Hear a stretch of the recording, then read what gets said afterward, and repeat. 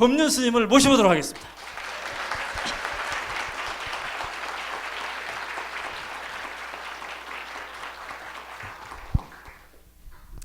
안녕하세요.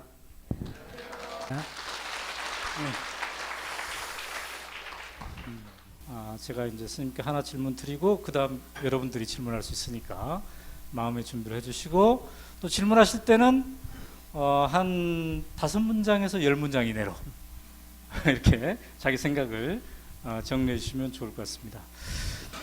스님, 우리 이제 오마이뉴스가 모든 시민은 기자다에서 진짜 그 누구나 시민 기자로 쓸 수 있거든요. 그래서 네. 선생님들도 쓰는데, 그 사회 과목 선생님인데 학생들에게, 초등학생들에게 통일의 당위성에 대해서 설명을 했다가 초등학생들의 이 반론을 받은 겁니다. 통일을 왜 해야 됩니까? 비용 많이 드는데, 또 북한은 저렇게 민주주의 국가가 아닌데 이렇게 할 필요가 있습니까? 따로 살아도 충분히 행복한 것 같은데 왜 해야 됩니까? 그래가지고 이 선생님이 너무 충격을 받아서 이 선생님 말로는 10년 전에는 안 그랬다는 거죠. 그때는 분위기가 뭔가 막 남북 교류가 막 있고 이럴 때는 안 그랬는데, 이제 이명박 정권, 박근혜 정권 계속 이렇게 대치 상황이 계속되고 이러다 보니까 이 시대의 교육을 받은 학생들도 그런 생각을 갖게 되고, 그래서 진짜 매우 우울해하고 있는 그런 기사를 직접 썼습니다. 어떤 말씀으로 위로를 할 수가 있을까요? 네. 지난 그러니까 6년 되겠네요.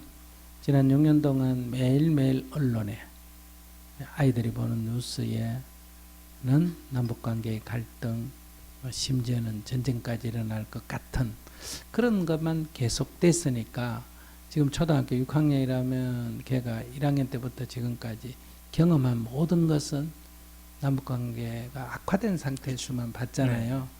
첫째, 이제 그런 것이 영향이 있다고 볼 수 있고요. 두 번째는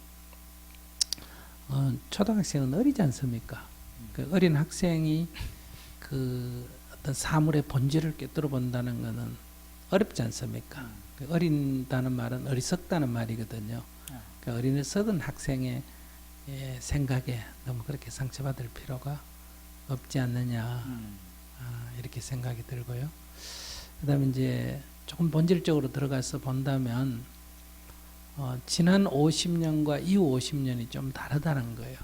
지난 50년은 미국이 세계의 중심이 된 이런 정세 상황에서 우리가 최강국인 미국과의 긴밀한 협력을 하고 어떤 발전 전략을 추구해 왔기 때문에 우리가 급속한 성장을 할 수 있었다고 말할 수 있습니다. 그런데 이후 50년 미래를 보면 어떠냐? 미국은 지금 기울어지는 해란 말이에요. 그리고 지금 중국이 떠오르고 있고 대륙적인 세력 교체가 일어나는 이런 상황에서 우리가 계속 지금도 분단 상태로 또 미국에 의지해서 계속 발전할 수 있을 거다 하는 거는 그건 인식상에 오르다, 즉 미래를 볼 줄 모른다는 거죠. 상황이 바뀌었는데도 계속 그런 것과 같다. 그러니까 봄과 여름을 거치면서 계속 날씨가 따뜻하니까 이제 입추가 들어갔는데도 또 추분이 지났는데도 계속 따뜻할 거라고 생각하는 거나 마찬가지다. 아직 덥지만은 이제는 추위가 점점 온다. 이거와 같이 이제 우리의 성장 동력은 거의 소진이 됐고, 이제는 정체로 가고 앞으로 후퇴를 하는 이런 지금 고비에 점점 다가오고 있다는 거죠. 그렇기 때문에 이것을 뚫고 나가려면, 그러니까 이대로 정체됐다가 추락하려면 뭐 상관이 없는데, 이것을 더 어떤 발전적 전략으로 뚫고 나가려면 통일 없이는 저는 대안이 없다. 즉 통일을 통해서 북한 개발이라고 하는 특수 효과를 가지면서 지금 이 위기를 우리가 넘겨야 되는데, 그런 면에서 뭐 분단됐으니까 통일하자든지 같은 민족이랑 통일하자든지 문제가 아니고, 우리의 살 길은 통일밖에 없다 하는 이런 새로운 인식이 필요하다. 또 이 미중 사이에서 우리의 자주성을 높이려면 통일밖에 우리의 자주성을 높일 길이 없다. 자주성을 보존할 길이 없다. 왜 그러냐면 남북 관계에 긴장이 고조되면 우리는 지금처럼 북한 때문에 이 한미일 군사 동맹에 참가하지 않을 수가 없고 북한은 남한 때문에 중국에 기울어지지 않을 수가 없고 그러면 미중이 이 대륙적 세력 경쟁을 할 때 우리는 그 하위 변수로 하나는 미국 쪽으로 하나는 중국 쪽으로 편제가 돼 가지고 결국은 우리끼리 갈등을 하는 그러니까 이 통일은 고사하고 평화도 유지가 안 되는 이런 정황이 앞으로 우리가 맞이해야 될 상황이다. 그러니까 이 난국을 극복할 길은 통일을 통한 길 빼고는 다른 대안은 없다. 이제 이런 면에서 네. 그걸 어린아이들이 이해하기는 조금 어려운 문제 아니겠느냐 싶고요. 그 다음에 이제 마지막으로 이 비용 문제인데요.